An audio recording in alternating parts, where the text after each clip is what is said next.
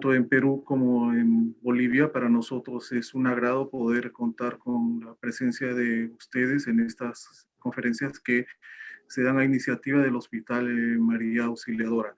Quería robarles un par de minutos para pedirles que por favor tengan la amabilidad de mantener los micrófonos en silencio mientras se desarrolla la conferencia, y algo también muy importante es que nos visiten en nuestras páginas de las redes sociales. Tenemos canal de YouTube, tenemos Facebook y tenemos Instagram.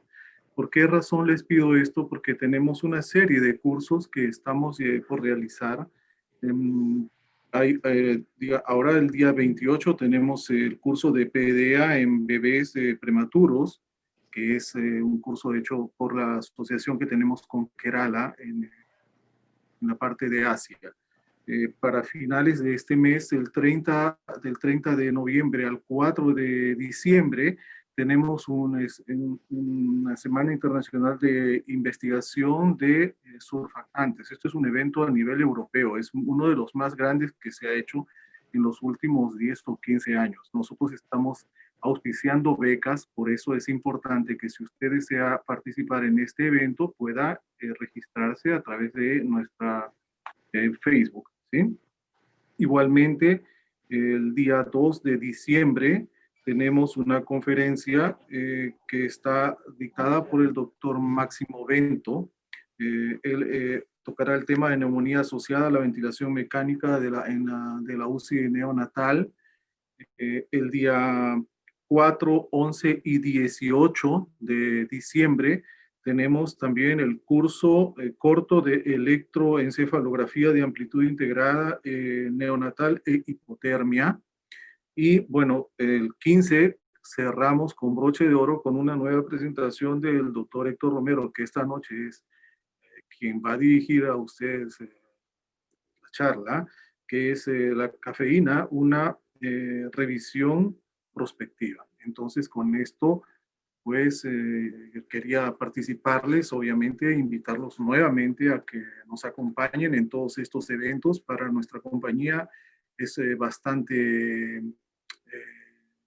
importante su participación y hemos hecho un esfuerzo muy, muy grande, créanlo que en estos tiempos sí lo es, para poder contar con una cantidad de becas significativa para el curso que les digo de la Comunidad Europea, que es del 30 de noviembre al 4 de diciembre, ¿correcto?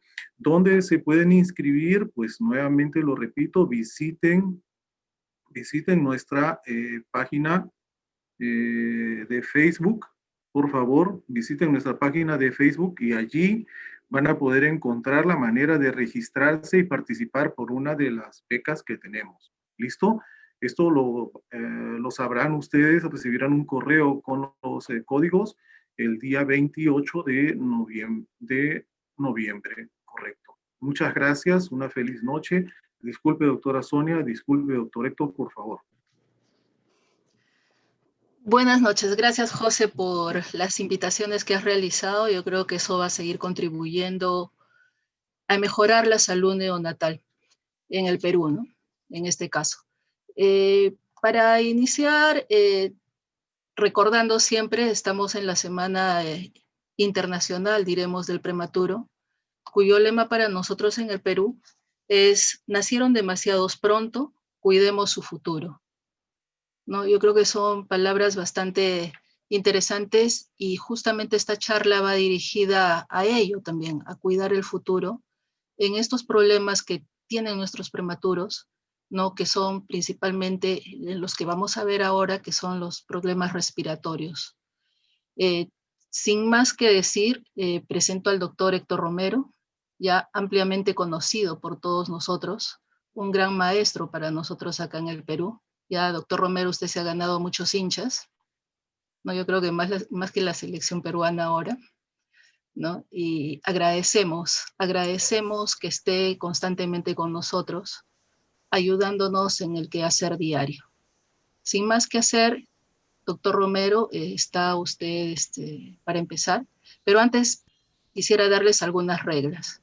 Uno, por favor, apaguen todos sus micros, ¿no? Para que no haya distractores, diremos.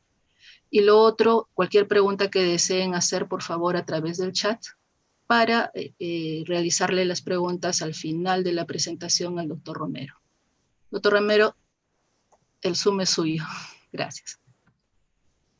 Muchas gracias, Sonia, por tus amables palabras, tu presentación. Gracias a José, a PharmaHoxin por la invitación. Para mí es un placer estar conversando con mis amigos de Perú, mis nuevos amigos que estoy haciendo en Bolivia, conocidos que están en México contactándonos. Gracias a todos ellos por estar en este momento visitándonos. Agradecemos a las más de 135 personas que están en este momento escuchándonos. Me habían comentado que había unas palabras previas de alguien. Sí, teníamos unas palabras del doctor Mario Izquierdo, pero me parece que está en una reunión y no ha podido conectarse con listo, no hay ningún problema. Gracias.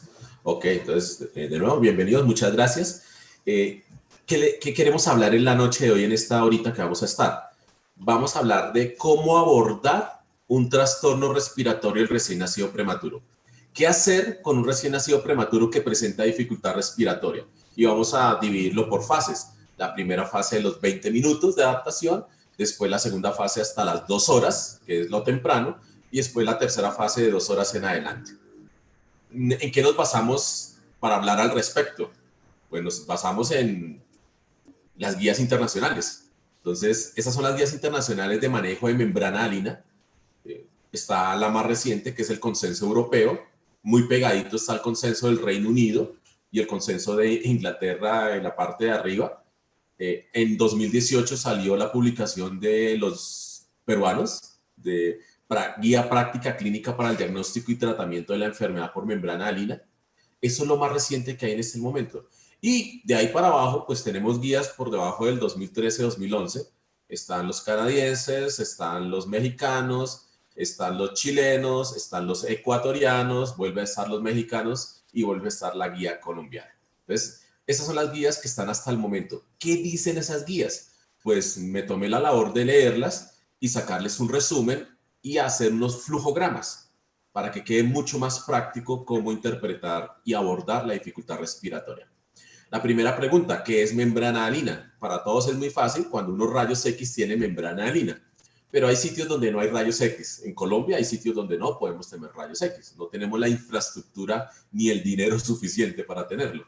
Entonces, ¿qué dice la Academia Americana de Pediatría y qué dice Estados Unidos? Aquí está la definición del Vermont-Oxford de membrana de alina para los americanos. Para los americanos, membrana alina es cuando un niño está hipoxémico, con cianosis central, está saturando por debajo de 85 en las primeras 24 horas de vida.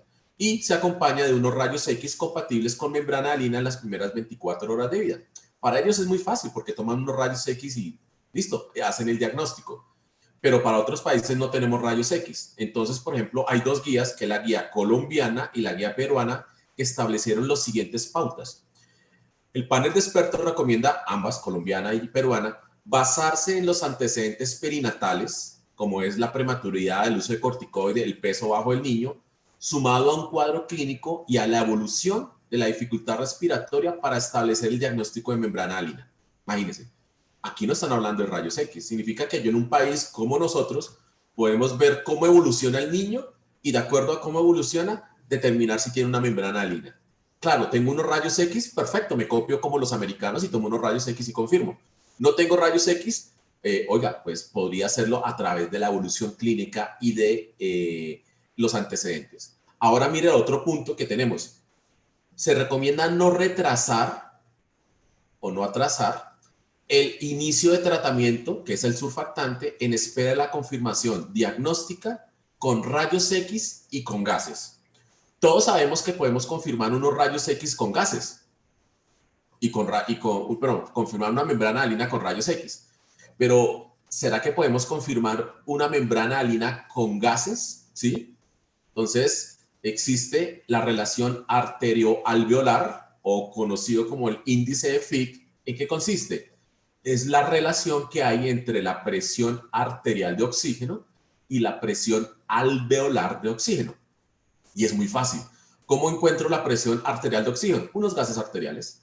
¿Cómo sé la presión alveolar de oxígeno? Aquí está la fórmula. FiO2 que está recibiendo el paciente, lo veo a través del ventilador. Presión barométrica, fácil, a nivel del mar, Lima, 760. A nivel de Bogotá o La Paz, Bolivia, 560. Presión de vapor de agua en todos los países, 47. CO2, los gases. Y R es una constante que es 1. El valor normal del índice de Fick es 0.74, 0.82. Pero mira lo que dicen dos guías internacionales, los mexicanos y los chilenos.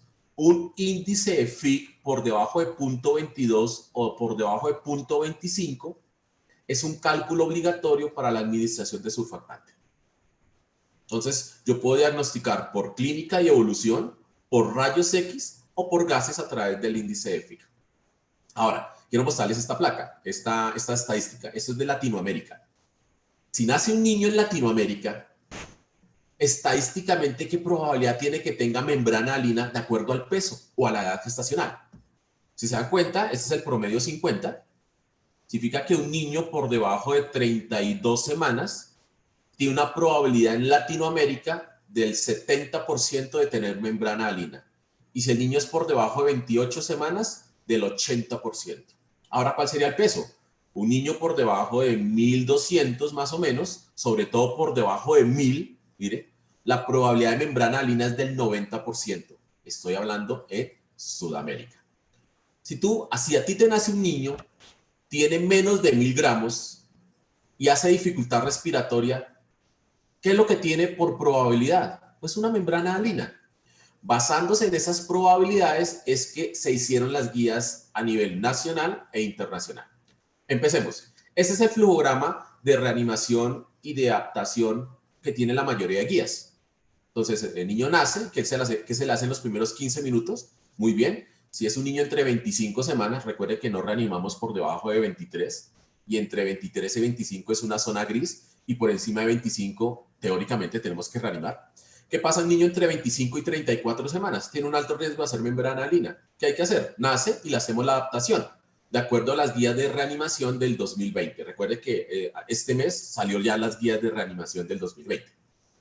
¿Qué sucede? Después de reanimar el niño, nos podemos encontrar con dos escenarios. Que el niño nació tan mal que tocó intubarlo. O el niño nació y quedó con dificultad respiratoria y oceanosis, y el flujograma de reanimación nos dice que hay que colocarle CPAP. Entonces vamos a mirar los dos escenarios. ¿Qué sucede si tocó intubarlo? Si hay que intubar al niño. Pues vamos a dividir en dos grandes grupos, el menor de 1000 gramos o el menor de 30 semanas. Recuerden que este niño tiene una probabilidad de membrana alina por encima del 80% o 90%. Y vamos a dividirlo en los niños por encima de 1000 gramos o de 30 semanas. La probabilidad de membrana alina es cercana al 50%. ¿Qué harías si un niño lo adaptas prematuro, toca intubarlo y es menor de 1000 gramos? Pues si tocó intubarlo es porque tiene una enfermedad pulmonar. ¿Cuál sería su casual? Membrana alina. Pues las guías dicen que colócale surfactante de una. No necesita rayos X, no necesita gases. El solo hecho de ser menor de 1000 gramos o de 30 semanas e intubarlo le da para colocarle surfactante. ¿Qué pasa si tiene más de 1000 gramos? Pues te la juegas 50-50. Podría ser membrana alina, podría ser otra cosa. Pues a ese niño evalúalo para saber si realmente está bien o está mal. La forma de evaluar el flujograma respiratorio neonatal es con la FiO2 que está necesitando el niño. Si la FiO2 que está necesitando está por encima del 30 o 40%, ese niño está mal. Colócale surfactante. Recuerde, no hay necesidad de esperar unos rayos X y unos gases. Pero si tú tienes la oportunidad en tu hospital de confirmar con rayos X y gases, pues muy bien, enséñale a los residentes, enséñale a tus colegas que puede hacer una confirmación de membrana alina. Ahora, ¿qué sucede si tocó dejar al niño en CPAP para que se estabilizara? Perfecto, lo dejas en CPAP. De acuerdo a la FiO2 que le estés dando a través del CPAP, el CPAP tiene dos nombres. CPAP terapéutico, cuando tienes una FiO2 por el 30% para arriba, y CPAP profiláctico, cuando tienes una FiO2 por debajo del 30%. Alguien me va a decir, doctor, CPAP por debajo del 30%, yo le quito esa cosa. Bueno, espera un momentico, ya vamos para allá. Doctor, ¿de dónde sacó el flujograma? Aquí está todo. Guía colombiana. La primera dosis de surfactante terapéutico se coloca en prematuros menores de 1000 gramos que hayan requerido intubación en los primeros 15 minutos y que no hayan recibido corticoide. Alguien dirá, pero es su guía, ¿no? Venga, les muestro. Está la guía ecuatoriana, habla de los 1000 gramos, intubación y 15 minutos. Bueno, ¿qué dicen los europeos? En extremadamente prematuro, significa menor de 1000 gramos, que la mamá ya no haya recibido corticoide y que haya tocado intubarlo para su estabilización. Recomendación A. Todos dicen lo mismo. Y alguien dice, pero yo me leo solamente la literatura americana. ¿Qué dicen los americanos? Menor de 30 semanas que tocó intubarlo de ventilación mecánica, se le tiene que colocar surfactante después de la estabilización inicial. ¿Sí se dan cuenta que el flujograma está bien hecho porque todas las guías hablan lo mismo? Ok. Ahora, doctor, ¿para qué le pongo CPAP profiláctico? Ese FIOS del 30 para abajo, un CPAP con FIOS de 29, 27, ¿para qué? Más bien lo dejo en cánula nasal. Les doy una revisión. Esta es la revisión Cochrane de Subramayan del 2016. ¿Qué sucede si dejas al niño en CPAP profiláctico durante 12 a 24 horas? Así tengo una FIOS bajita. Mira lo que le hace a la ventilación mecánica. La disminuye en promedio mediodía. Disminuye el uso de surfactante un 25% y disminuye displasia broncopulmonar y muerte en un 11%. Esta es la conclusión. El CPAP profiláctico en prematuros muy pequeños reduce la necesidad de ventilación, el uso de surfactante y la incidencia de displasia broncopulmonar. Entonces, dan el beneficio a ese bebé prematuro de recibir al menos 12 a 24 horas de CPAP profiláctico. Ahora, el CPAP terapéutico, ese por encima del 30%, el que la mayoría usamos. ¿Para qué funciona? Pues les cuento que funciona. Disminuye la muerte, aquí está, death, y el uso de ventilación mecánica en un 40%. Disminuye el uso de ventilación mecánica adicional. Disminuye la mortalidad, mire, en un 48%. Y disminuye la mortalidad sobre todo en niños mayores de 1500 gramos. Beneficio, claro. Ahora, ¿cuál es el problema de tener un CPAP por encima del 30%? Hay un pequeño inconveniente. Incrementa el neumotórax 2 veces. Y aquí está la conclusión. El CPAP terapéutico está asociado con una reducción en la falla respiratoria, en la mortalidad, pero incrementa la frecuencia de neumotórax. Hay que saberlo utilizar. La idea es convertir rápidamente el CPAP terapéutico en un CPAP profiláctico. Dejarlo 12 a 24 horas y luego retirarlo. Wow, tengo una raya en la mitad. No sé, José, que nos puede ayudar. Ahora, ya sabemos qué hacer en los primeros 20 minutos. Nos dicen todas las guías. ¿Qué hacemos entre los 20 minutos y las 2 horas de vida? Bueno, vamos a encontrarnos con 2 niños, 2 posibles escenarios. Al bebé que lo intubé, perfecto, y al bebé que lo dejé estabilizándose en CPAP. ¿Qué hacemos? ¿Cómo evaluamos que hay que tomar un paso siguiente? Con la FIO2 que necesita el niño. Si la FIO2 que necesita está por encima de 30-40%, eso es muy malo, porque está necesitando mucha FIO2. Y si el paciente estaba estabilizándose en CPAP y cumple criterios de que le falló el CPAP, también es muy malo. ¿Qué hacemos con ese niño que está ventilado, la FIO2 está por encima de 30 o le falló el CPAP?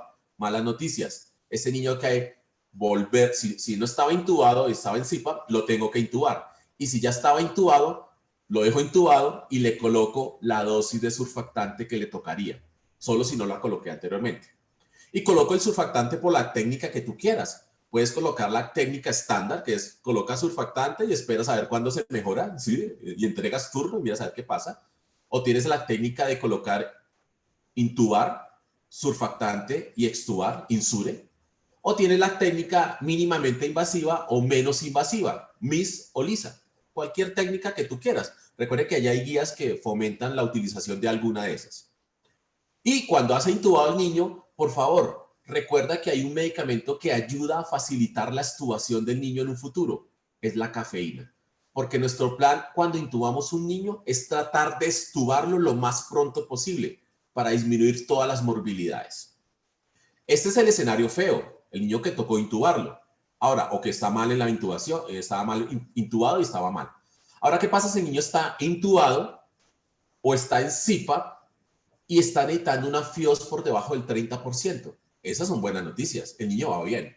¿Qué hay que hacer? Bajar los parámetros del ventilador hasta que yo logre cumplir los criterios de extubación. si estaba intubado. O hasta logre quitar el CPAP cuando cumpla los criterios de retiro de CPAP. Y si estaba intubado, yo podría facilitar la extubación de ese niño colocándole cafeína. Ese es el flujograma. Ahora vamos a mirar el flujograma si tiene evidencia. Aquí vamos a mirar qué dice la guía ecuatoriana y es muy clara. La necesidad de fracciones inspiradas de oxígeno superiores al 30% luego del periodo de 20 minutos de vida es sugestivo de tener membrana álida. Ya. Entonces ya sabemos que la FIO2 por encima de 30 te sugiere que puedas tener una membrana álida. ¿Qué dice el consenso europeo del 2019? Porque si no le crees a los ecuatorianos de aquí al lado que nos acaban de meter 6-1 en el último partido, pues entonces vamos a creerle a los europeos. ¿Qué dicen los europeos? Si tienes una FIO2 por encima del 30% y sospechas clínicamente que tienes una membrana álida y el bebé está empeorando, tienes una membrana álida. ¿Se dan cuenta que la FIO2 es el 30%? Ahora, ¿qué dice la colombiana, la guía colombiana? La guía colombiana no dice 30, dice 30 a 40%. Entonces alguien preguntará, ¿pero por qué 30 a 40? Porque lo explicamos en nuestra guía, pero es más fácil cuando leemos la guía ecuatoriana. La guía ecuatoriana dice que la FIO del 30% se maneja por encima del 30% para los menores de 28 semanas o menores de 1000 gramos. Y la FIO2 para decir que falló por encima del 40% se define para los niños mayores de 28 semanas o mayores de 1000 a 1500 gramos. Entonces, por eso la guía colombiana establece 1000 a 1500, perdón, de 30 a 40%. Y otra guía que también se actualizó recientemente es la peruana, y la peruana también establece que la dosis de surfactante se coloca después de las 2 horas de vida en prematuros con sospecha de membrana álida que requieran FIO2 por encima del 30 o 40. Entonces tú puedes hacer lo que quieras, hacer 30-40 de los colombianos, ecuatorianos y peruanos, o hacer el 30% que hablan los europeos. Perfecto, doctor, quiero quitarle el CPAP al niño. ¿Cómo le puedo quitar el CPAP? ¡Pum! Quíteselo de una. No, espere. Hay que cumplir unos criterios, por lo menos 12 horas de estabilidad estando en CPAP para que tú se lo puedas retirar. ¿Y cuáles son los criterios? Aquí le tengo 2 publicaciones que te dicen, pues, tipo dummies, tipo lista de chequeo de una aviación, qué es lo que tienes que cumplir para quitar el CPAP. Tienes que cumplir todos estos 8 criterios durante al menos 12 horas. ¿Cuáles son? Que el CPAP ya esté en 4, que la necesidad de oxígeno de FIO2 esté por debajo del 25%, que no tenga dificultad respiratoria, que tenga poquitas apneas, ¿sí? Y que las apneas resuelvan por sí solas, que al mismo tiempo no tenga un ductus sintomático o una sepsis. Y si cumple esos 7 criterios, tú lo dejas más o menos 15 minutos sin CPAP. Y si sigue mejorando o permanece bien, le suspendes el CPAP de una. Ahora, esos son los criterios de que le pudiste quitar el CPAP. Ahora, ¿cuáles son los criterios que uno dice, doctor, llegué al máximo del CPAP, me falló? ¿Cuáles son los criterios de fallar el CPAP? Te tengo 3 o 4 guías. Está la guía europea, que aparece en World Journal of Pediatrics. Aquí está la combinación de la guía mexicana y aquí abajito está la guía europea del 2019. Le resumo, más o menos. Si el paciente requiere, si el paciente requiere una FIO2 del 60%, hace apneas que requieran ventilación con presión positiva, hace más de 6 apneas en 24 horas que resuelvan solas, tiene un Silberman por encima de 6 y tiene un trastorno de pH menor de 7,2 y una PC2 por encima de 60, hay que definir que el paciente está con falla en el CPAP. Mírese cuenta que los mexicanos hablan del mismo FIO2, FIO2 al 60% y un PEP máximo de 8. Entonces, si tú quieres, haciendo una combinación, si tú llegas a un PEP de 8 y una FIO2 de 60, ya te falló el CPAP. O alguno de esos más dificultad respiratoria, o alguno de esos más apnea. Bueno, ¿qué hacen los europeos? Los europeos son más tajantes. Ellos dicen, oye, el criterio de falla de CPAP son 2 nada más. FIO2 por encima del 30 y PEP de al menos de 6. Ellos son más, ya con poquitos valores, ya cambian y quitan el CPAP e intuban al paciente. ¿Nosotros qué hacemos en Colombia? Nosotros esperamos pues más o menos hasta las últimas. Las últimas es un FIOS de 60 y un PEP de 8. Ahora, ¿por qué puede fallar un CPAP? Bueno, por múltiples razones. Y alguien dirá, a mí nunca me falla el CPAP. Pues yo le diría que eres un poquito mentiroso, porque a nivel de la literatura internacional, el porcentaje de falla de CPAP está entre el 30 y el 51%. Imagínense. Entonces, en las mejores manos americanas, un CPAP puede fallar el 50%. Entonces, no se pongan tristes si a ustedes les falla el CPAP un 52, un 56. Pónganse felices si les falla un 33, pero cuando me dicen que les falla el 0%, los datos no están bien hechos. Ahora, este dato chévere. ¿Cómo sabes que a un niño le puede fallar el CPAP? A eso lo llamamos predictores. Si este niño presenta este hallazgo, tiene un alto riesgo de que le falle el CPAP. ¿Cuál es el alto riesgo? De 2 a 16 veces más de que le falle el CPAP. ¿Cuáles son esas variables? Aquí las tengo. Un niño con membrana alina severa en rayos X, un niño que requirió ventilación con presión positiva en el momento del nacimiento, un niño que tuvo ruptura prematura de membranas, los menores de 28 semanas, los que nacieron por cesárea, los que en el momento del nacimiento tuvieron un pH menor de 7,27 y los que tienen una diferencia arterioalveolar mayor de 180. Este no es el mismo índice de Fick. El índice de Fick es la relación entre los dos. Esta es la diferencia entre los dos. Entonces, el niño que presente alguno de estos factores, pues va a ser un riesgo alto de que le falle el CPAP.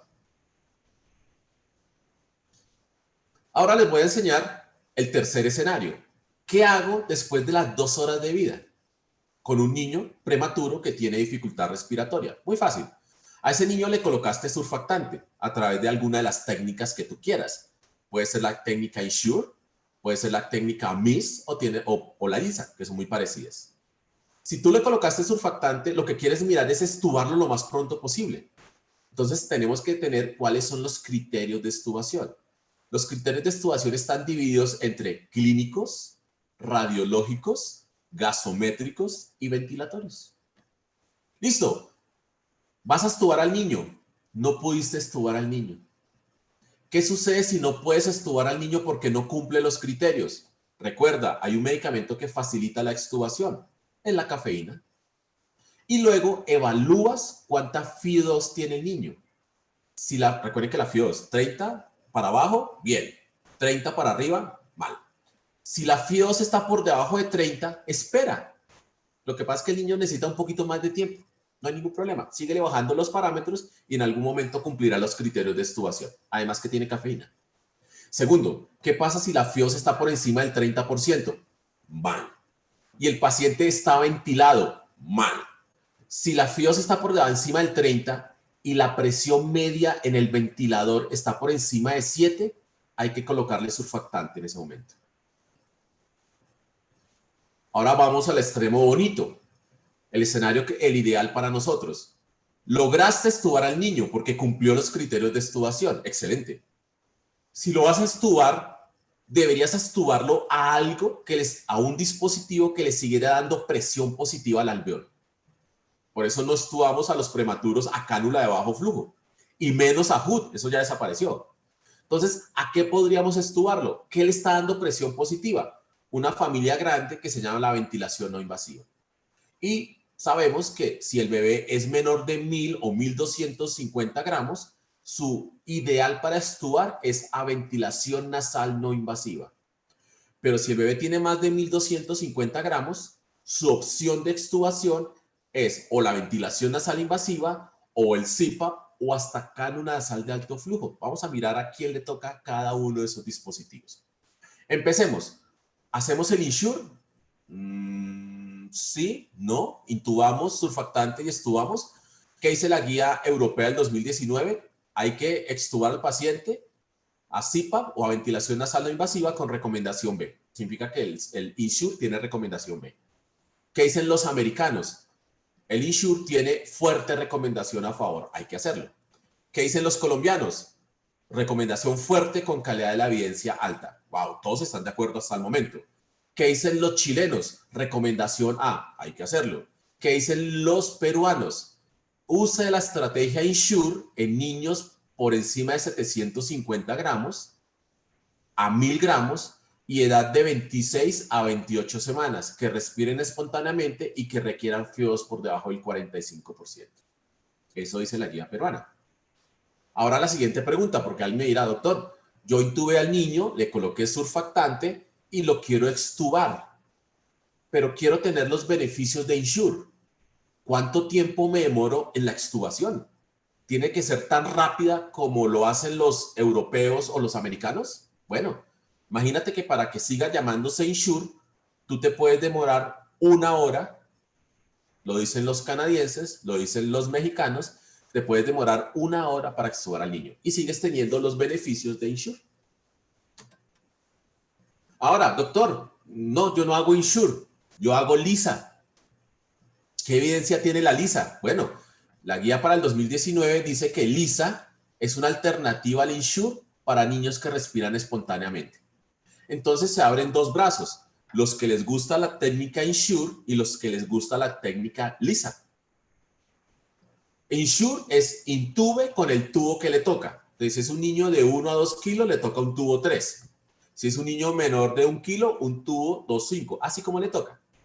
Ahora, a la técnica Ensure, si estabas haciendo la Ensure, imagínense que ya le salió una nueva versión, que es intube,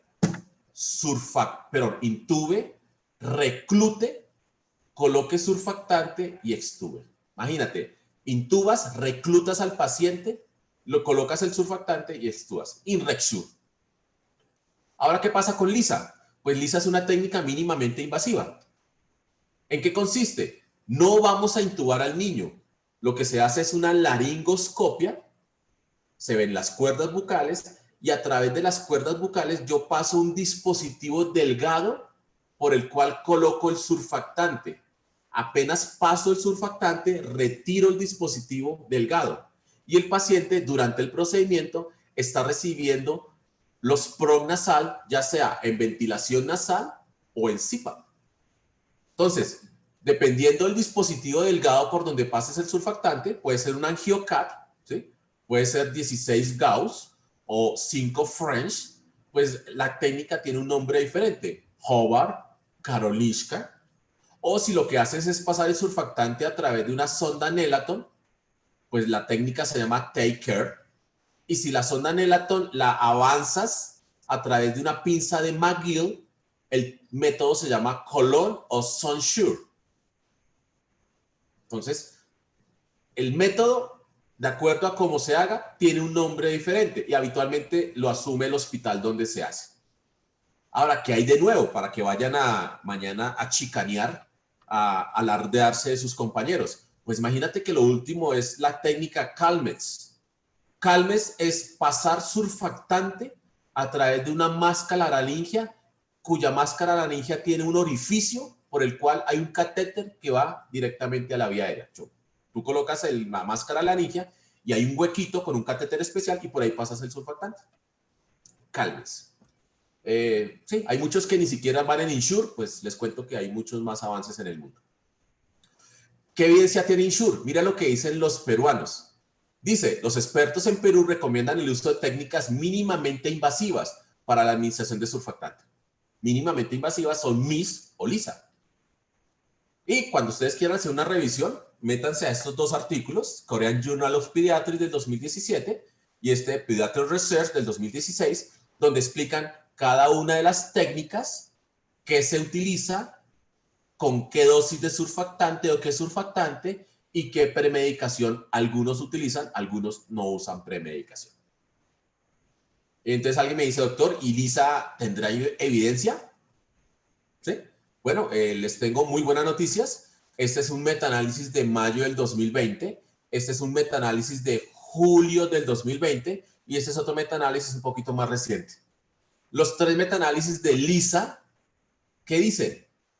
Mejoran, reducen la displasia broncopulmonar y la necesidad de ventilación mecánica, displasia broncopulmonar y neumotórax. y reduce ventilación mecánica y displasia broncopulmonar. Más evidencia no puede ser. Por eso en Europa es el método de elección de colocación de surfactante, LISA. Doctor, ya le coloqué el surfactante que usted me dijo. ¿Qué hago?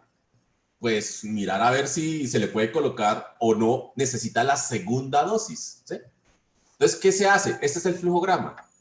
Después de haber colocado el surfactante, 6 horas después de la dosis anterior de Survanta y 12 horas después de la dosis de Curusur, vuelves a evaluar el paciente. ¿Recuerdan con qué evaluamos a nuestros pacientes? Con la FiO2. ¿Se acuerdan cuál es el corte de la FiO2? 30%. 30% para abajo, súper bien. 30% para arriba, está mal el bebé.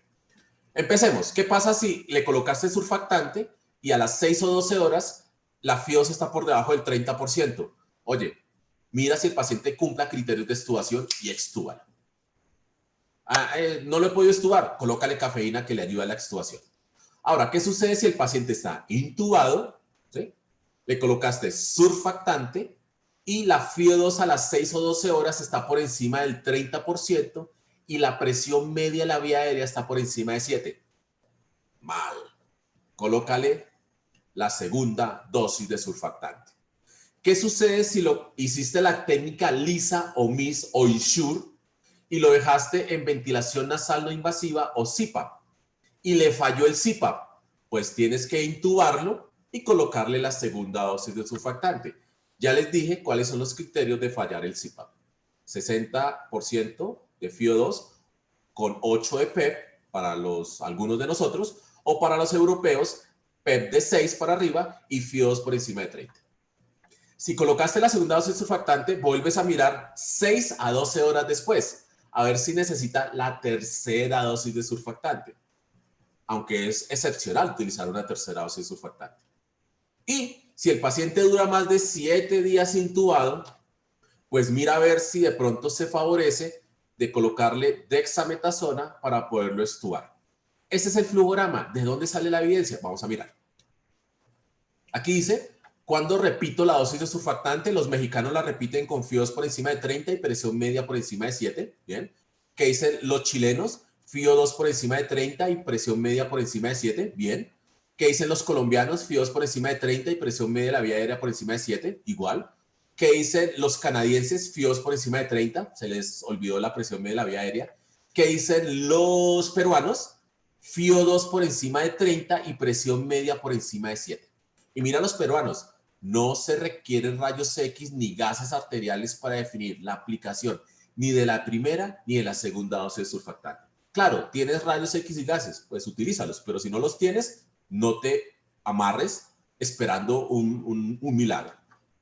¿Y qué dicen guías como los europeos? Colocamos una segunda y en ocasión una tercera dosis si el paciente requiere parámetros ventilatorios. No dijo nada.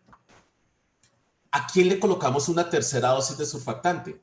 Mira que la guía europea contempla una tercera dosis en ocasiones. La guía mexicana en ocasiones contempla una tercera dosis. Tampoco es que esté totalmente negada. Y los chilenos son los que más nos dicen a quién colocarle una tercera dosis. Abro comillas. Solo considera el uso excepcional de una tercera dosis si tiene una presión media por encima de 7, ya lo sabíamos. Un FIC por debajo de 0.25, otra vez nos sirve el FIC. Unos rayos X compatibles con membrana alina y una ausencia de patologías que nos hagan pensar que sea diagnóstico diferencial de una membrana alina. ¿Qué patologías son esas? Un ductus con el edema pulmonar, una atelectasia, una cardiopatía.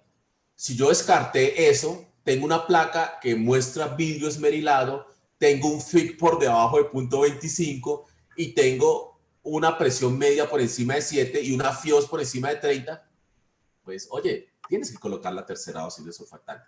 Recuerde, nadie habla de una cuarta dosis por ahí. Y si me dices, doctor, ¿y por qué cada surfactante se coloca en intervalos diferentes? Por la vida media del producto, del fosfolípido. Y mira, esto lo establecen muy bien los ecuatorianos. Los intervalos de dosificación dependen del tipo de surfactante. Si colocas Curusur es cada 12 horas. Si colocas Infasur es cada 12 horas. Si colocas Survanta, es cada 6 a 8 horas. Y los peruanos, esos fueron los ecuatorianos, los peruanos dicen lo mismo. La aplicación de la segunda dosis depende del tiempo transcurrido y del tipo de surfactante utilizado. Survanta a las 6 horas y Curusur a las 12 horas. Más claro no se puede. Ahora, ¿qué surfactante utilizar? Tenemos muchos en el mercado.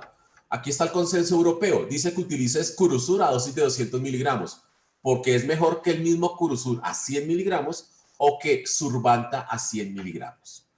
¿Qué dice el Reino Unido? Utiliza 200 miligramos de Curusur porque es más efectivo. ¿Qué dicen los peruanos? De poder escoger entre ambos surfactantes, elige el surfactante de origen porcino. Chisme, el porcino es Curusur. ¿Sí? Y en menores de 32 semanas se recomienda la administración de la primera dosis de 200 miligramos por kilo. ¿Qué dicen los ecuatorianos? Perdón, los ecuatorianos no. ¿Qué dicen los mexicanos? Tanto la guía mexicana, el ministerio, como el Instituto Nacional de Perinatología. Surfactante porcino, que es Curusur, a 200 miligramos ofrece mayores beneficios a los pacientes. ¿Qué dicen los colombianos? Se recomienda la aplicación de cualquiera de los dos surfactantes, ya sea Survanta o Curusur. En Colombia nos dan la opción de coger cualquiera de los dos. Entonces yo como médico, pues si me baso en la mejor evidencia, puedo escoger el mejor surfactante. ¿Qué dicen los metaanálisis? Porque las guías dicen una cosa. ¿Qué dicen los metaanálisis? Pues dicen las mismas vainas.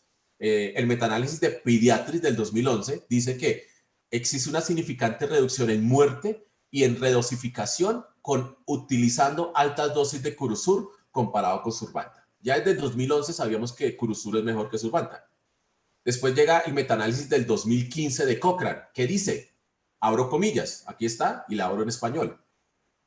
Existe un significante incremento en el riesgo de muerte, eso es malo, antes del egreso, muerte o requerimientos de oxígeno, displasia broncopulmonar, ductus que requiere tratamiento o necesidad de recibir más de una dosis en los niños que reciben el surfactante bovino tipo Survanta, comparado con el porcino tipo Curusur. Estas diferencias están limitadas a los estudios que usan altas dosis de Curusur. Conclusión, si usas Curusur, te ahorras muerte al egreso, displasia broncopulmonar o muerte, ductus y recibir muchas dosis. Y pues no siendo, para ser un poquito más claro, salió el metaanálisis del 2019 comparando los surfactantes porcinos versus los surfactantes bovinos. ¿Y qué encontró? Abro comillas. Basándose en 14 estudios con 1.491 niños, 200 miligramos de Curusur está asociado con baja muerte o displasia broncopulmonar, baja displasia broncopulmonar, bajo retratamiento o menor número de dosis, bajo número de escapes aéreos o neumotórax y disminución del número de hemorragias pulmonares. Conclusión, 200 miligramos de Curusur está asociado a mejores resultados respiratorios comparados con los surfactantes bovinos. 3 metaanálisis, 4 guías. Él les está debiendo, doctor, ¿y entonces cuándo estuvo al niño? ¿Sí? ¿Cuáles son la lista de chequeo que yo tengo que llenar para decir, a este niño lo voy a estubar? Bueno, la guía colombiana establece que estubas cuando cumplas todos los siguientes criterios.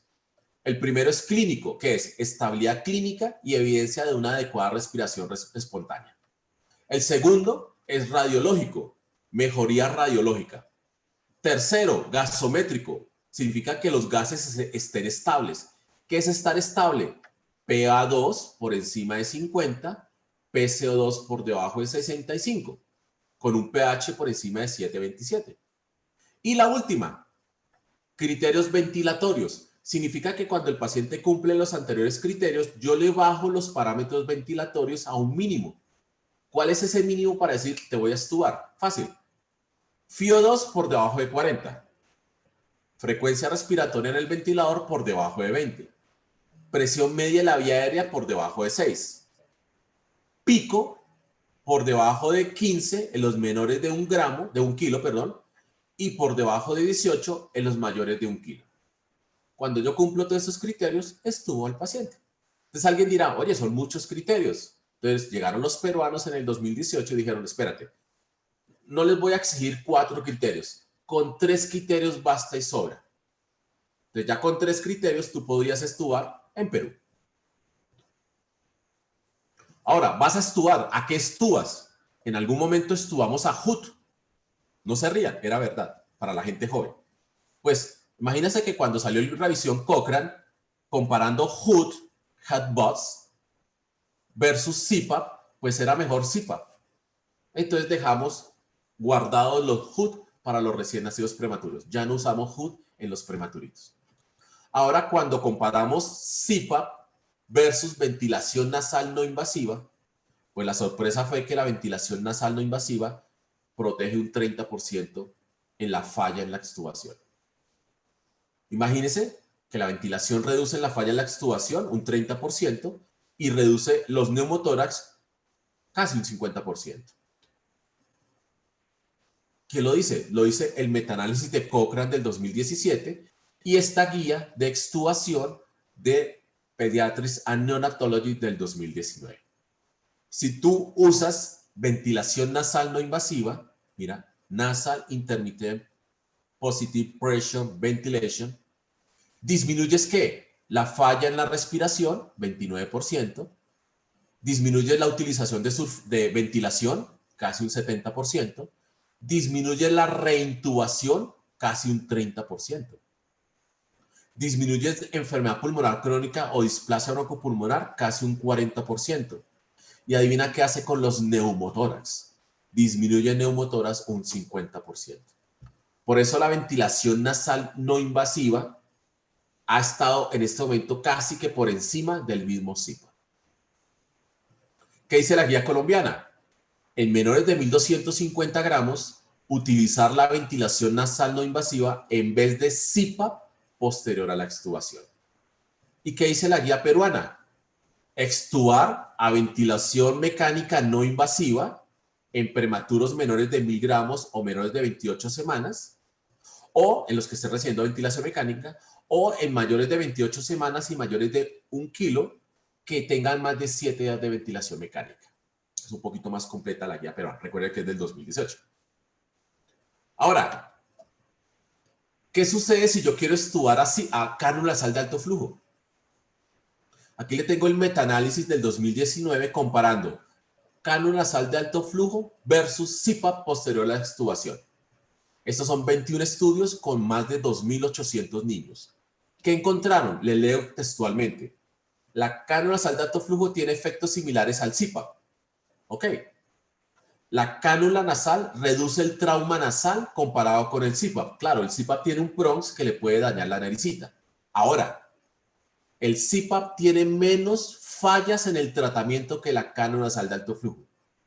Significa que si tú vas a extubar a un niño y piensas escoger entre CPAP y cánula nasal de alto flujo, vas a fallar menos con el CPAP.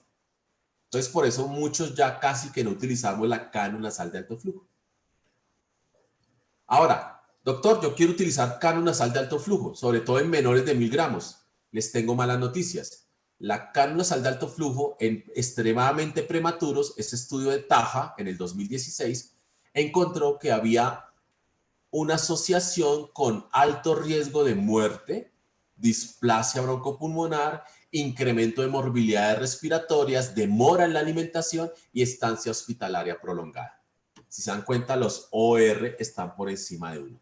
Conclusión, nadie en este momento está extubando un prematuro menor de 1.000 gramos a cánula nasal de alto flujo. Entonces, ¿para quién queda la cánula de alto flujo? ¿Para quién sirve? Bueno, aquí están algunas recomendaciones. Es una alternativa al CPAP cuando hay un trauma nasal. Entonces, si tú tienes un trauma nasal por el Bronx, suerte, quita el CPAP, quita la ventilación nasal no invasiva y dejas una cánula nasal de alto flujo.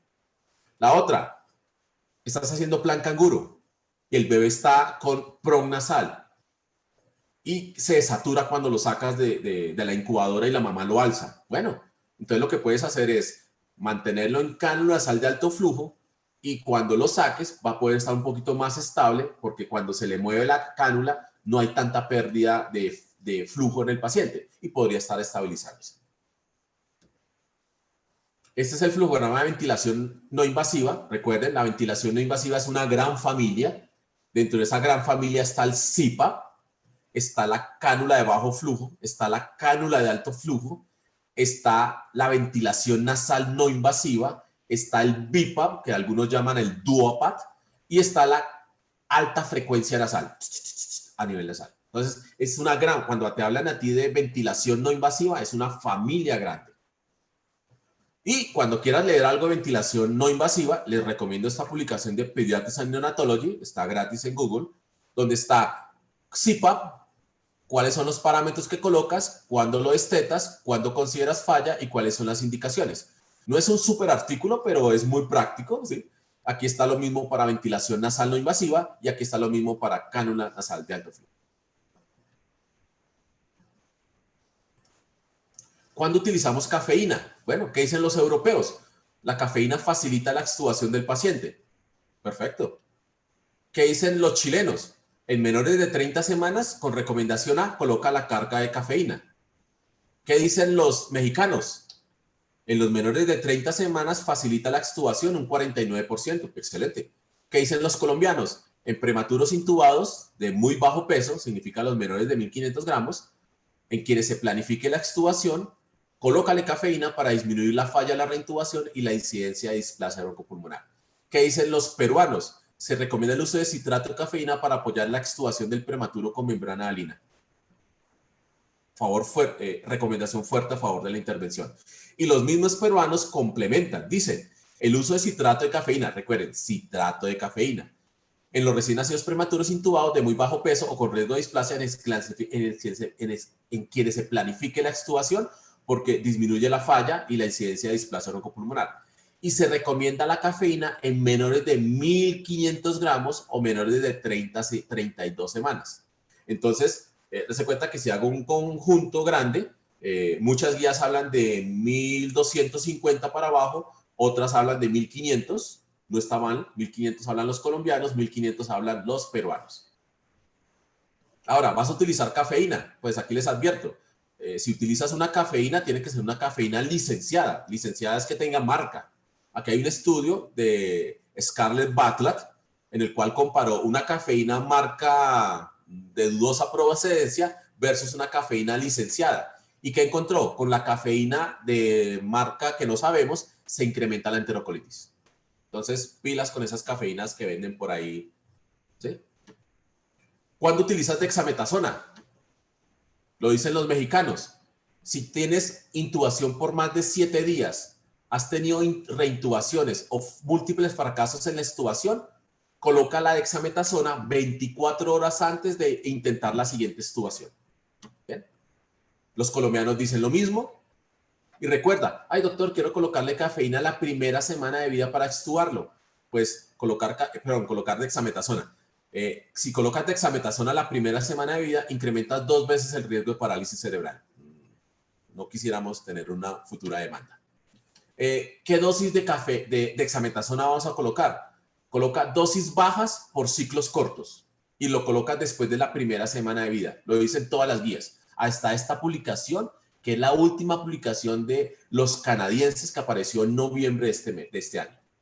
Ahora, ¿qué es dosis bajas? Dosis bajas acumulada serían dosis entre 0.65 y 0.89 miligramos por kilo acumulado. ¿Por cuánto tiempo? Aquí hay unos esquemas de 10 días, el más corto, de los que están acá con dosis bajas. ¿Cuál es el esquema que tiene dosis más bajas con menos tiempo? El esquema DAR. El esquema DAR se lo inventó el doctor Doyle en Estados Unidos y es el que está en el Inofax. ¿Okay? Tú miras Google, colocas esquema DAR de dexametasona y te lo bota. Y si te da lástima colocar 10 días de DAR, pues puedes colocar solo 7 días y son igual de efectivos y comparables. Ahora, puedes usar, me habían hecho una pregunta, ¿puedes usar surfactante para otra enfermedad que no sea membrana alina? Sí, con recomendación C para hemorragia pulmonar, dicen quiénes, los de la guía europea, con recomendación A para broncoaspiración de meconio, dicen los chilenos, y en Colombia, aquí en Colombia, los niños con broncoaspiración de meconio, que la placa muestra consumo de surfactante, le podemos colocar surfactante. En Canadá, los de broncoaspiración con FIO2 por encima del 50%. En Ecuador, con broncoaspiración con índice de oxigenación por encima de 20. En neumonía, los colombianos colocamos surfactante cuando hay consumo de surfactante. Pero los canadienses también colocan surfactante en neumonía cuando hay índice de oxigenación por encima de 15. También colocan en hemorragia pulmonar, y los españoles colocan surfactante en broncoaspiración de meconio, hemorragia pulmonar y neumonía sepsis. ¿Sí se dan cuenta que puede colocar surfactante en otras patologías que hayan consumido surfactante? Pero tiene que haber consumido surfactante. ¿Y qué dicen los americanos? Se puede colocar surfactante de rescate, considerarlo cuando tienes broncoaspiración de meconio, neumonía sepsis o hemorragia pulmonar. Todos están hablando el mismo idioma. Ahora, ¿tienes ventilación de alta frecuencia? Perfecto, utilízalo. Si lo utilizas de forma de rescate temprano, disminuye mortalidad y disminuye displasia onocopulmonar. ¿Cuándo coloco la ventilación de alta frecuencia? Hay dos criterios: el largo, tedioso, y el corto. ¿Cuál es el corto? Les digo acá al final. El corto es índice de oxigenación por encima de 20. Si tú estás en ventilación convencional y el índice de oxigenación está por encima de 20, móntalo en alta frecuencia. O el otro es que llegues al tope de la ventilación convencional. ¿Qué es llegar al tope o fracasar en la ventilación convencional? Lo dicen los españoles.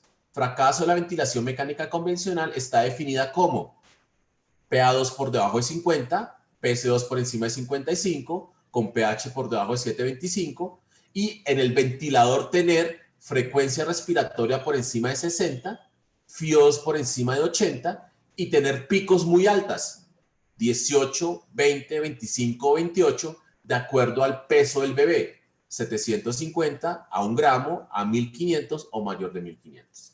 Como esto es súper largo, pues la mayoría se aprende índice de oxigenación por encima de 20. Ahora, si vas a colocar bafo y vas a colocar óxido nítrico, imagínate que los dos, la combinación de óxido nítrico y ventilación de alta frecuencia es más efectivo. Lo dicen tanto los españoles como la guía colombiana. Entonces, si vas a colocar óxido nítrico, deberías colocarlo a través de una ventilación de alta frecuencia. ¿Cuándo colocas óxido nítrico? La indicación es clara, aparece en Cochrane del 2017 y es una copia, y los colombianos nos copiamos de esa indicación. Es colocarle óxido nítrico en mayores de 34 semanas que tienen con índice de oxigenación por encima de 25. Si se dan cuenta que el índice de oxigenación es espectacular. Por encima de 20 colocas ventilación de alta frecuencia. Por encima de 25 colocas óxido nítrico. ¿Sí? Y tú colocas óxido nítrico y esperas la respuesta al óxido nítrico. ¿Cuál es la respuesta? Que la PA2 se mejore. ¿Cuánto tiene que mejorar? Más de 20 milímetros de mercurio. O que baje el índice de oxigenación. ¿Cuánto tiene que bajar? A menos de 20. Y si estaba muy elevado, pues que baje un 20 o un 50% del valor inicial. Recuerde que no podemos durar toda la vida con óxido nítrico. Habitualmente más de 96 horas no dura el óxido nítrico utilizando. El paciente tiene que mejorar. Ahora, ¿qué sucede cuando no mejoraste con óxido nítrico? O la otra, no tienes óxido nítrico en tu institución. Pues entonces tienes que mirar alturas alternativas. Trata de reclutar al paciente. ¿Cómo lo reclutas de la mejor forma? Ventilación de alta frecuencia. Trata que si tiene broncoaspiración de meconio, neumonía sepsis o hemorragia pulmonar o membrana alina y la placa tiene vidrio esmerilado, pues colócale surfactante si le toca la segunda o hasta la tercera dosis. Y luego evalúa el estado hemodinámico del niño. Puede estar en 3 estados hemodinámicos. Muy mal, hemodinámicamente muy inestable, pues el paciente lo más seguro es que vaya a morir o necesita remitirse a ECMO. Segundo escenario, que esté choqueado, hipotenso, pues sale el flujograma de hipotensión y el vasodilatador en ese momento, como no tienes óxido nítrico o te falló el óxido nítrico, el vasodilatador son las prostaglandinas. Y recuerde que hay prostaglandina inyectada, la misma prostaglandina E1. ¿Y qué sucede si el paciente está normotenso? Bueno, si está normotenso tienes 2 alternativas, o colocarle milrinone o colocarle sildenafilo. ¿Sí?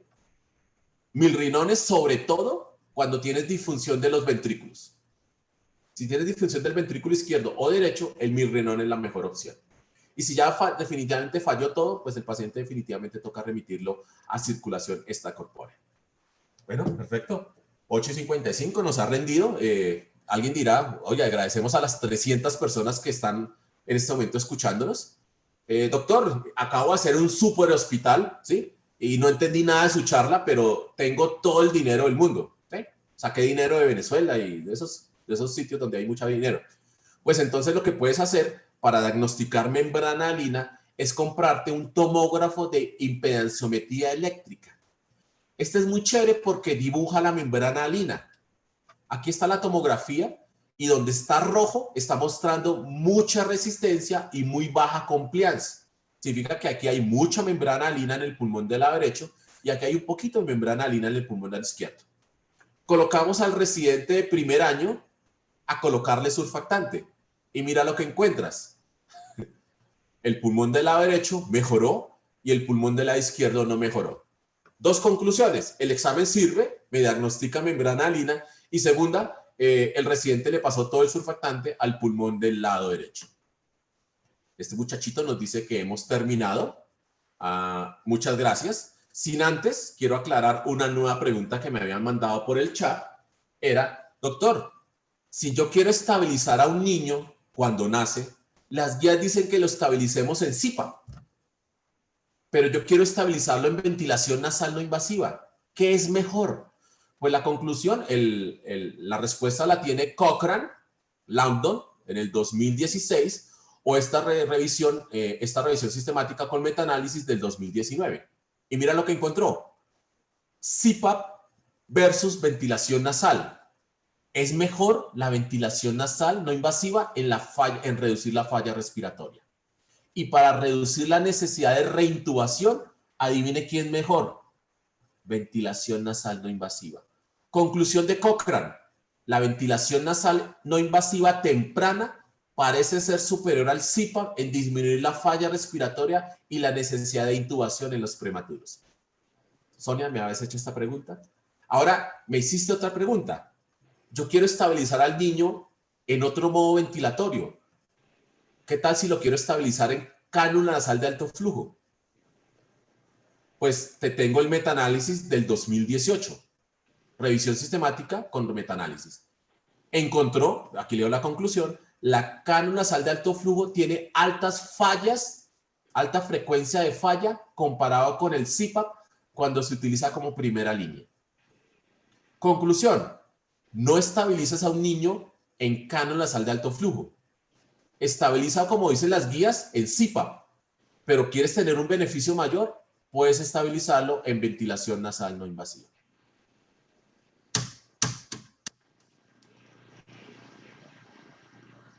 ¿Estamos abiertos a preguntas y comentarios? Sí, gracias, doctor. Tenemos algunas preguntas en el chat. Vamos a empezar. La primera dice: ¿qué me comenta del uso de ventilación no invasiva en relación al CPAP convencional, tanto en la preintubación como en la postextubación en prematuros menores de 1000 gramos? Entonces aquí, yo creo que ya respondí. Entonces aquí está el metaanálisis, sobre todo en menores de 1000 gramos, es mejor la ventilación nasal no invasiva en la estabilización, y ya vimos el metaanálisis de postestubación, que era mejor la ventilación nasal no invasiva en menores de 1250 gramos. Lo dicen dos series de metaanálisis de Cochrane y otras de Clinical Implantatology y Pediatric Pulmonology. ¿Hay un tiempo límite para colocar segunda o tercera dosis de surfactante? Si se dan cuenta, el tiempo mínimo es haber pasado 6 horas después de Survanta y haber pasado 12 horas después de Curusur o 12 horas después de Infasur. ¿Cuál es el problema? Ay, doctor, me acordé al tercer día que el niño está necesitando FIOS al 80. Oye, ese pulmón lleva sufriendo 3 días, a ver, ¿sí? Entonces, después de las 6 horas de Survanta y después de las 12 horas de Curusur, ya tienes que estar pensando en la segunda dosis. Con los criterios que vimos: FIOS por encima de 30 y presión media de la vía aérea por encima de 7. ¿Hasta qué edad se debe colocar su surfactante? Entonces, si es para membrana alina, después de las 96 horas de vida ya no estaría justificado el surfactante para membrana alina, porque a las 96 horas, oye, ya la membrana alina ya está instaurada o tuvo que haber mejorado. Después de las 96 horas de vida, solamente estaría indicado en patologías que consuman surfactante, lo que llamamos el SRA neonatal. ¿Quiénes consumen surfactante? Lo vimos: broncoaspiración de meconio, neumonía, sepsis y hemorragia pulmonar. Diferencias entre CPAP y BiPAP o BiPAP. Ok, fácil. El CPAP tiene un dispositivo nasal. El BiPAP o el DuoPAP tiene un dispositivo nasal. Todo se llaman prongs. Ahora, al CPAP tú solamente le prendes FiO2, flujo y PEP. Al CPAP, por eso se llama CPAP. Al DuoPAP, por eso se llama Duo, porque tiene dos presiones. Al DuoPAP le prendes FiO2, flujo, PEP y pico. ¿Hay evidencia de uso de DuoPAP en neonatos? Sí, claro, hay revisiones. Lo que pasa es que la revisión, la última, el metaanálisis último que apareció en el 2018, evidenció que da exactamente igual utilizar DuoPAP que CPAP. ¿Cómo se puede interpretar que el efecto del poractán alfa en términos de la reducción de displasia broncopulmonar es mayor en la edad gestacional más baja, mientras que el efecto sobre la necesidad de retratamiento es mayor en las edades gestacionales más altas? Bien, los felicito. Esa es la conclusión del doctor Tridente del metaanálisis de Pediatric Research del 2019. Claro, lo que pasa es que el surfactante, Curosur, tiene dentro de sus componentes algunas sustancias que no tienen otros surfactantes, como ácidos grasos poliinsaturados, los plasmalógenos, que son benéficos en disminuir el proceso inflamatorio, sobre todo en los recién nacidos muy pequeños. Por eso reduciría la displasia broncopulmonar. Ahora, la dosificación tan alta y la alta cantidad de fosfolípidos, 80 miligramos, hacen que el paciente no requiera tanta dosificación, igual que la alta concentración de proteína B. Es una alta concentración mayor que la concentración que tiene Survant. Luego de colocar al paciente en bafo y es necesario administrar surfactante, ¿cuánto tiempo después puedo colocar el óxido nítrico? ¿O no importa el tiempo? No importa el tiempo. Imagínate que el óxido nítrico está conectado al ventilador. Significa que tú colocas el surfactante, ¿sí? Y puedes colocarlo desconectando y colocar el surfactante. Y cuando conectas el ventilador viene con ventilador y óxido nítrico. ¿Cuál es mejor para ventilar, bafo o volumen garante? Depende. Volumen garantizado o volumen garante es el método ideal convencional para recién nacidos prematuros. Hay 4 metaanálisis. Hay uno de Cochrane del 2017 y otros del 2016-2018 que dicen que volumen garantizado o volumen garante disminuye leucoencefalomalacia, hemorragia intraventricular, displasia broncopulmonar y muerte. Excelente. Pero eso es ventilación convencional. Ahora, ¿qué sucede? ¿Qué sucede si falló la ventilación convencional? Pues tienes que colocarle ventilación de alta frecuencia. Son dos cosas diferentes. Entonces, en ventilación convencional, lo mejor es ventilación con volumen garantizado. En ventilación de alta frecuencia, la mejor es ventilación de alta frecuencia oscilatoria. Esto me parece que ya contestó, pero quieren ampliar. Si hay evidencia entre cánula de alto flujo y prematuridad. Ya la contesté. Solamente habría 2 indicaciones. Niño que tiene trauma nasal, ¿sí? Y niño que la mamá lo quiere alzar y con el PRONS se desatura. Pues entrénalo en una cánula nasal de alto flujo. ¿Hay algún peso o edad gestacional que indique que el paciente debe permanecer intubado? No, no. Yo he escuchado eso. No, es que permanecerá intubado de forma preventiva hasta los 1.200 gramos. No, ustedes ven niños en videos americanos, niños de 800, 700 gramos que están estubados. Ya están estubados. Yo en Bogotá tengo niños de 800 gramos que los tengo en cánula, en PRON nasal con CPAP o ventilación nasal no invasiva. No hay un peso para yo definir la extubación del niño. Los criterios de extubación son clínicos, radiológicos, gasométricos y ventilatorios. No existe un criterio de peso o de edad gestacional. Ponen buenas noches, excelente presentación. ¿Hasta Gracias. qué edad gestacional corregida se debe dar tratamiento con cafeína? Ah, muy buena pregunta. Depende. ¿Quieres el protocolo americano? Los americanos dicen que das cafeína hasta la semana 34-35 corregida. ¿Sí? ¿Quieres el protocolo mexicano? Los mexicanos dicen, oye, sí, 34 o 35 en los niños mayores de 28 semanas. Pero los menores de 28 semanas se demoran más tiempo en madurar el cerebro y puede seguir haciendo apneas. Ellos dicen que hasta la semana 40 podrías dar cafeína. Semana 40 corregida. Bueno, esto es un agradecimiento de México, de las mejores pláticas que he escuchado desde el punto de vista práctico aplicado a la provincia de México. Impacto de gran población, felicidades. Gracias. Una pregunta. Y pusimos guías de ellos. Así es. ¿Cuál es recomendación de colocar surfactante en una alícuota o varias? O sea, una sola de cero. Sí. Poquito a poquito. Sí, claro. Les digo la tendencia antigua. La tendencia antigua era que tú colocabas Survanta en 4 cuadrantes. Entonces volteaba la cabeza del niño en 4 cuadrantes para que se distribuyera el surfactante. Eso cambió en el 93. 93, ¿sí? Ya en este momento la técnica para Survanta son 2 cuadrantes. Colocas del lado derecho y colocas del lado izquierdo. Eso es hasta ahora lo que dice el fabricante. Ahora, ¿qué dicen para Curusur? Curusur es en una sola posición. Tú colocas al paciente en una sola posición neutra y le colocas el surfactante. ¿Se puede colocar la primera dosis de surfactante pasadas las 24 horas de vida? ¿Cómo? Perdona, no escuché bien. ¿Se puede colocar la primera dosis de surfactante pasadas las 24 horas de vida? Uy, pero muy raro que un niño nació y hasta las 24 horas de vida te demuestra que tiene una membrana alina. Uy, muy raro. Ese niño lo más seguro es que no tenga una membrana alina pura.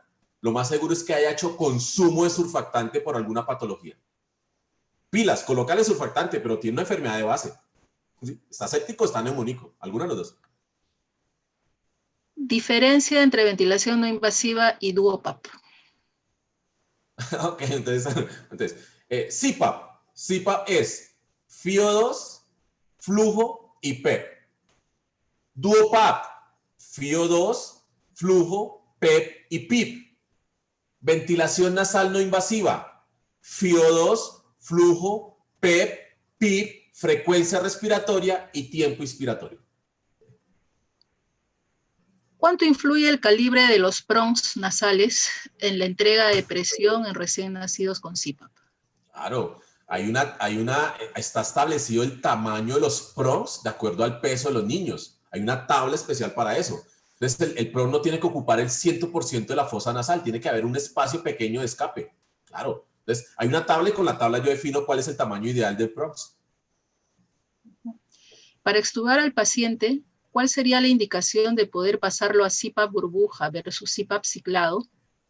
¿El DuoPap sería igual al CPAP ciclado? Entonces, les recomiendo. El metaanálisis dice que DuoPap y CPAP ciclado son exactamente igual en efectividad. ¿Sí? Ahora, cuando tú comparas CPAP de burbuja versus CPAP ciclado, la literatura y los metaanálisis, hay uno hasta reciente de este año, demuestra que el CPAP de burbuja es mejor. ¿Cuál es el inconveniente? El CPAP de burbuja tiene un dispositivo que solo sirve para CPAP de burbuja. En cambio, el CPAP, a través de ciclado del ventilador, yo puedo utilizarlo para ventilar al niño, para darle ventilación nasal no invasiva o para darle ventilación convencional. Es ahorro de recursos. ¿Cuánto tiempo se debe reclutar antes de colocar surfactante? El Inrexure, cuando colocas Inrexure, la idea es dejarlo entre 5 a 10 minutos reclutándose. ¿Y saben cuál es el artículo original? Reclutar con ventilación de alta frecuencia. Ahora, ¿quién tiene un ventilador de alta frecuencia en sala de reanimación? Solo los americanos, ¿sí? ¿Qué método de ventilación convencional es el ideal? ¿De ventilación convencional? Sí, Bueno, dicen convencional o asistida, sincronizada con PSB. bueno, entonces te digo, ventilación convencional, ¿sí? Puede ser a través de Asistida controlada. controlada por presión o controlada por volumen, ¿sí? La que nosotros manejamos habitualmente es la controlada por presión. El mejor método cuando tú controlas por presión es ventilación soportada por presión, PSB, porque es lo más cercano a lo que el niño le ayuda a muy poco para la respiración. El niño hace casi todo. Ahora, si tú controlas es por volumen o es mixto, por presión y con volumen, el mejor método ventilatorio es volumen garantizado o volumen garante. Ahora, volumen garante es espectacular en los recién nacidos prematuros, pero si tienes un recién nacido a término, el volumen garante no le da mayor beneficio. Te quedarías con PSB. Esta es una pregunta un poquito larga. Sería importante remarcar que para administrar una segunda o tercera dosis de surfactante, idealmente debería tener también radiografía de tórax previa, ya que no solo la enfermedad de membrana hialina puede ocasionar que el paciente necesite aún altos parámetros de ventilación mecánica o incluso esté empeorando. Sin embargo, si no se tiene a la mano la radiografía, ¿tendrá que administrarse solo con criterios clínicos y de parámetros de ventilador mecánico? Es un resumen de mi charla. Entonces, sí, es un resumen. Entonces, está obligada a los rayos X en la tercera dosis. Está obligado, porque ahí, en la tercera dosis, hay muchos factores confusores. Neumonía, sepsis, ductus abierto, etc. Si tú tienes todos los recursos en tu hospital, utiliza los rayos X. No hay ningún problema. Pero recuerda, hay muchas zonas en nuestros países que no tienen acceso a rayos X. A ellos, ¿qué tenemos que hacerles? Enseñarlos y entrenarlos que con parámetros clínicos y de evolución y con FIO2 y con parámetros ventilatorios yo puedo definir la colocación de la primera, segunda o tercera dosis surfactante. Dice, uso de Neopaf en prematuros o máscara respiratoria. El Neopuf es en reanimación, ¿se acuerdan? Entonces, en reanimación el mejor dispositivo en el cual yo controlo PIP, PEP, controlo frecuencia respiratoria y me fatiga menos como reanimador es la pieza en T o el Neopuf. El Neopuf en la unidad neonatal solo sirve para cuando el niño se descompensa y yo le tengo que dar presión positiva. Pero un Neopuf a largo plazo, no, porque el Neopuf es a través de una máscara. Algunas contraindicaciones para el uso de dexametasona, DART, ponen entre paréntesis. Contraindicaciones, ¿no? La absoluta es menor de 7 días de vida. No le podemos dar, esa es absoluta. Y las contraindicaciones relativas después del séptimo día es que el paciente tenga alguna de las complicaciones que se exacerban con la utilización de dexametasona. Ejemplo, hipertensión arterial, hipertensión endocraniana, hiperglicemia, o que tenga una cardiopatía, porque el dexametasona puede ayudar al crecimiento del ventrículo derecho. Esas son contraindicaciones relativas, ¿sí? Si no las cumple, pues le puedes colocar la dexametasona. La dosis de surfactante en otras patologías. Ok, muy buena pregunta. Entonces, la dosis de surfactante para membrana hialina pura es 200 miligramos de Curusur o 100 miligramos de Survanta, y ya vemos cuál es la diferencia. Ahora, si tienes otra patología tipo broncoaspiración de meconio, neumonía o hemorragia pulmonar, la dosis baja, ¿sí? Entonces, los estudios demuestran que 50 a 100 miligramos por kilo de Curusur o 100 miligramos de Survanta son igual de efectivos en esas enfermedades. Pues yo le podría bajar la dosis de Curusur porque son niños más grandes. En síndrome de aspiración meconial severo, ¿hasta cuántas dosis de surfactante puedo administrar? La respuesta la tiene el grupo chino de la publicación en Pediatrics del 2016. Ellos alcanzaron a colocar hasta 6 dosis de surfactante. ¡Wow! ¡Wow! Y recuerden, anexo, y recuerden que da exactamente igual colocar bolo que hacer un lavado broncoalveolar con el surfactante. ¿Sí? Da exactamente igual. Criterios para traqueostomía en pacientes prematuros por displasia broncopulmonar. Eso está muy difícil, porque la traqueostomía no tiene una sola indicación, ¿sí? Entonces, es el paciente que está ventilado de forma prolongada, significa prolongada es 7 días, pero tú con 7 días no haces traqueostomía, pero este paciente que de forma prolongada tiene asociado una displasia broncopulmonar y que asociado tiene múltiples fallas en la extubación. Para que se suma todo eso, el niño tiene que por lo menos tener 21 días. Uso de surfactante en bronquiolitis en neonatos. Wow. Hay una publicación, la publicación está en Chess del 2012. Es una revisión metaanálisis de surfactante en SDA pediátrico, donde entra la bronquiolitis. Claro, si la bronquiolitis tiene unos rayos X con consumo de surfactante y los rayos y los gases arteriales te demuestran que tienes un FIC por debajo de 0.25, pues le puedes colocar surfactante. Si inicié cafeína a dosis de Neofax por prematuridad, antes de extubar, ¿debo colocar dosis de carga extra pre-extubación o qué dosis debería colocar? No. Tú colocas la dosis de carga inicial, que es 20 por kilo, y luego la dosis de mantenimiento. Con la sola dosis de mantenimiento que va entre 5 y 10, cuando planeas la extubación, se hace la extubación. No hay necesidad de una carga adicional. Ahí completamos las preguntas, mi estimado doctor. No, fue bárbaro, nos rindió. Bien, 9:16. Oiga, gracias, mire, casi todo el mundo permaneció escuchándonos. Gracias. Gracias a usted, nuevamente, gracias a nombre del Servicio de Neonatología del Hospital María Auxiliadora, de todos los peruanos y extranjeros que estamos escuchando vuestra charla. Compañeros. Gracias, doctor, y gracias a PharmaHosting por brindarnos este apoyo también. Muchas gracias. Saludos a todos, saludos a los compañeros de Perú, a los compañeros de Bolivia, a los grandes compañeros de México, los de Colombia que estén por ahí escuchándonos. Agradecemos que estén aquí a estas horas de la noche acompañándonos. A ti, Sonia, por la invitación. Gracias, me fascina hablar de los temas. Y a José, gracias a PharmaHosting por la invitación. Y nos volvemos a encontrar, doctor, el 15 de diciembre, ¿sí? Con el tema de cafeína, una revisión y su perspectiva. Vamos a mirar, a hablar todo lo que haya de cafeína. Sí, hablemos todo lo que hay de cafeína. Así es. Gracias. Muchas gracias a ustedes. Una feliz noche. Del mismo modo. José, se le escucha lejos. José, se escucha lejos. Acércate al micro, José. Les decía que por favor accedan a nuestras redes sociales en Facebook y LinkedIn, que estarán los cursos disponibles allí y su forma de registro. Ok.